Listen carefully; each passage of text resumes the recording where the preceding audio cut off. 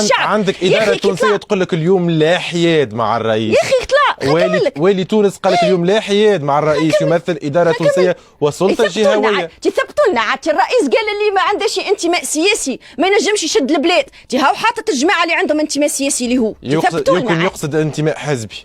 لا قال انتماء سياسي، واي انتماء اخر قال انتماء سياسي. ها نقروا بيانه، ثبتوا لنا يا اخي. ابريتو حزب قيس سعيد راه موجود، حزب قيس سعيد بركه مش مهيكل ومش منظم، موجود على الواقع، موجود في الواقع بالطبيعه، موجود حزب قيس سعيد. وكي يقول هو الانتماء السياسي ليه وما يشدوش للبلاد وما يدخلوش في خدمه الشان العام، تعرفش معناها؟ ريت حتى ذوكمك اللي خدموا لك الحملات وحركه 25 جويليا وحركه الشعب والمساندون وهالوحده ذما كل ماش باش ياخذوا حتى شيء ومش باش يخدم معاه. يعني وظيفتهم الاطراف السياسيه في البلاد انحصرت وظيفه الاطراف السياسيه على التصفيق.